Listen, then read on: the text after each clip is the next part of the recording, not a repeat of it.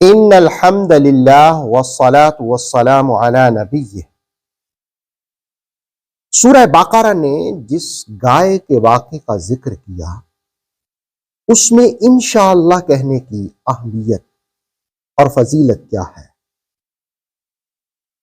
اس بات کو ہم سورہ بقرہ کی آیت نمبر 70 میں ملاحظہ کرتے ہیں۔ قالوا، وہ کہنے لگے، ادع لنا ربک، اپنے رب سے ہمارے لیے دعا کیجئے، یبین لنا، وہ ہمارے لیے بیان کرے، ما ہیا، وہ گائے کیسی ہو، ان البقرہ تشابہ علینا، بے شک گائے ہم پر مشتبہ ہو گئی ہے، وَإِنَّا إِن شَاءَ اللَّهُ لَمُهْتَدُونَ، اور بے شک اگر اللہ نے چاہا تو ہم ضرور ہدایت پائیں گے۔ بنی اسرائیل میں ایک شخص قتل ہوا تو قوم مقدمہ لے کر بارگاہ نبی میں حاضر ہوئی، حکم ملا گائے ذبح کرو تو وہ سوال کرنے لگ گئے۔ سوال پر جس وقت سوال کیے جا رہے تھے تو یہاں پر ایک بات سمجھنے والی ہے کہ انسانوں پر اللہ کا فضل اور اس کی رحمت بہت بڑی چیز ہے۔ اگر فضل اور رحمت نہ ہو تو بسا اوقات ایک سادہ سی بات بھی انسان کو سمجھ نہیں آتی، اس کے پلے نہیں پڑتی۔ اب اس میں کون سی پیچیدگی تھی، ایک گائے لیتے اور ذبح کر لیتے، لیکن وہ سوال کرنے لگ گئے وہ گائے کیسی ہو، اس کی خوبیاں کیسی ہو، اس کا رنگ کیسا ہو، وہ گائے ہم پر مشتبہ ہو گئی ہے۔ سوالوں میں الجھا رہتا ہے، لیکن جس وقت اللہ رب العالمین کا کسی شخص پر کرم ہو جائے، فضل ہو جائے، رحمت ہو جائے، تو پھر وہ لوگ بیٹھتے تو چٹائی پر ہے مگر عرش نشین ہو کر، پھر وہ عرش کی بھی خبریں دینے لگ جاتے ہیں، اس لیے کہ فضل رب ان کی یاوری کر دیتا ہے، رب کی رحمتوں کا وہ مرکز بن جاتے ہیں۔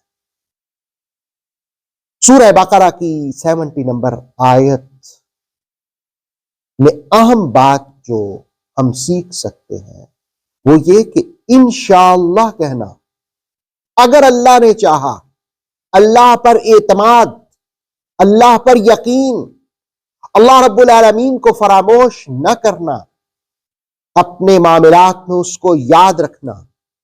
مسلم شریف کی ایک حدیث کا مفہوم یہ ہے کہ ایک نبی نے کہا تھا کہ میں اپنی ساری ازواج کے پاس جاؤں گا اور ان کے ہاں اولاد ہوگی،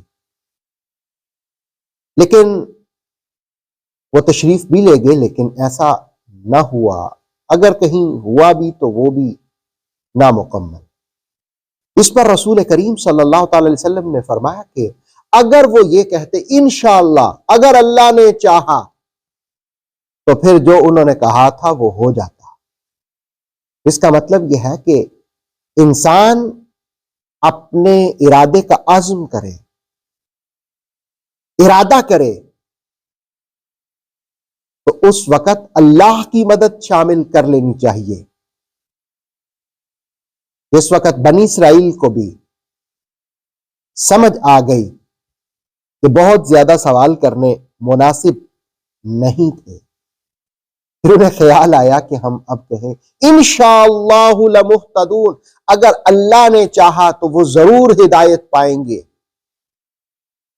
تو جس وقت یہ کہا تو پھر اگلا کام بھی ہو گیا۔ اس کا مطلب یہ ہے کہ قرآن کی آیت ہمیں سکھاتی ہے کہ وہ شخص جو اللہ کی توفیقات کے دروازے کھولنا چاہے تو اس کو رب کا نام نہیں بھولنا چاہیے، اس کو رب کا نام لینا چاہیے، اور کسی بھی کام کا ارادہ کرتے وقت انشاءاللہ ضرور کہنا چاہیے۔